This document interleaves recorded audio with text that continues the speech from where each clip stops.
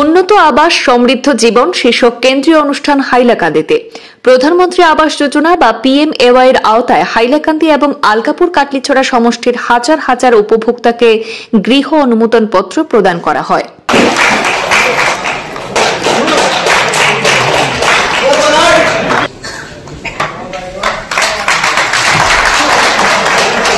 হাইলাকান্দি জেলার রবীন্দ্র ভবন প্রেক্ষাগৃহে অনুষ্ঠিত হল উন্নত আবাস সমৃদ্ধ জীবন শীর্ষক কেন্দ্রীয় অনুষ্ঠান।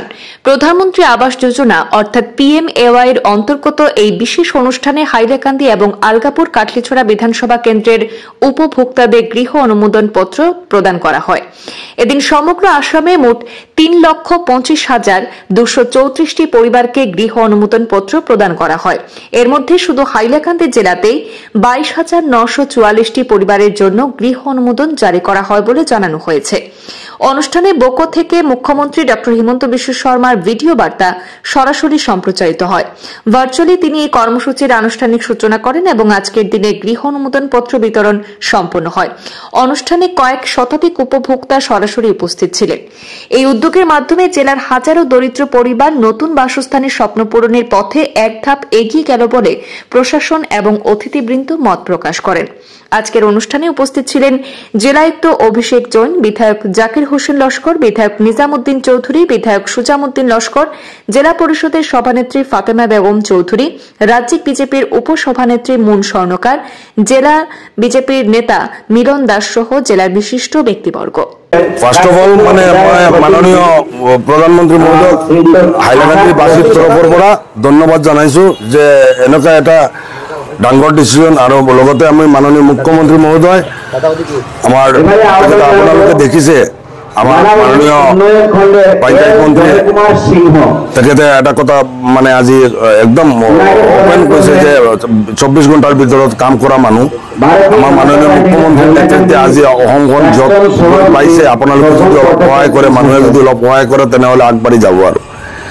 আৰু এইটো ইমপ্লিমেণ্ট যদি হয়, আমাৰ একচুৱেলি হাইলাকান্দিত অলপ খেলিমেলি আছিলে, তাৰ কাৰণে স্পেচিয়েলি আমাৰ পঞ্চায়ত মন্ত্ৰী আমি এইটো ক'ব লাগিব যে আমাৰ মাননীয় মুখ্যমন্ত্ৰী পঞ্চায়ত মন্ত্ৰী 2-3 বছৰত এইখন ডিষ্ট্ৰিক্ট আহি যোৱা কেইদিন আগত আহি তেখেতে অফিচাৰৰ লগত বহি কেনেকুৱা কি কৰিব লাগে গোটেইখিনি ইমপ্লিমেণ্ট কৰাৰ কাৰণে কড়া নিৰ্দেশ দি গৈছে। তাত আমি আমাৰ ৰাইজৰ পৰা আমি মাননীয় মুখ্যমন্ত্ৰীক ধন্যবাদ জানাইছো আৰু আশা কৰিছো তেখেতৰ দীৰ্ঘ আয়ু আৰু তেখেতৰ আহিব গুৰি চিফ মিনিষ্টাৰ হ'বই 100ৰ ওপৰত লাগে। এইটো হ'ল কথা, বহুত ডাঙৰ এটা এচিভমেণ্ট, ডাঙৰ কথা। আপোনালোকে চিন্তা কৰক 22,000 মানুহে যেতিয়া ঘৰ পাইছে, 22,000 ফেমিলি, তাত আমাৰ মুখ্যমন্ত্ৰীজনে আপোনালোকে দেখিছে কেনেকুৱা বিস্তাৰিতভাৱে আপোনাক এটা ঘৰত কি কি বস্তুৰ প্ৰয়োজন, এটা মানুহ চলাবৰ কাৰণে কি কি বস্তুৰ প্ৰয়োজন আছে, সেইটো কাৰণে আমি কৈছো যে গোটেই ডাইনামিক মানুহ সমগ্র আসামে আজকে প্রায় 3 লাখের অধিক 3,09,000 সামথিং ঘর সমগ্র আসামে PMAY ঘর সব বেনিফিশিয়ারিকে দেওয়ার আজকে শুভ উদ্বোধন মাননীয় মুখ্যমন্ত্রী মহোদয় করলেন এবং তার সঙ্গে সঙ্গতি রেখে হাইলাকান্দি জেলাতে আমরা সবাই উপস্থিত হলাম। এখানেও প্রায় 22,000-এরও অধিক বেনিফিশিয়ারিরা PMAY প্রধানমন্ত্রী আবাস যোজনা গ্রামীণ এটার অন্তর্গত প্রায় 22,000-এরও অধিক বেনিফিশিয়ারিরা ঘর পেতে সক্ষম হয়েছে। তার সঙ্গে সঙ্গে মাননীয় মুখ্যমন্ত্রীরা অনেক কিছু বিষয়ে রাখছেন, কথা বললেন, যেমন কি রাশনের মাধ্যমে যেই জিনিসগুলি বিতরণ করা হয়েছে, ডাল, লবণ, তারপরে চিনি, এই জিনিসগুলি দেওয়া হয়েছে। আগামী দিনে মাননীয় মুখ্যমন্ত্রী কথা দিয়েছেন যে আরও নতুন নতুন প্রকল্প ওনাদের উত্থানের জন্য মাননীয় মুখ্যমন্ত্রী নিয়ে আসবেন। গতিকে আমরা আশাবাদী এই মুখ্যমন্ত্রী যেভাবে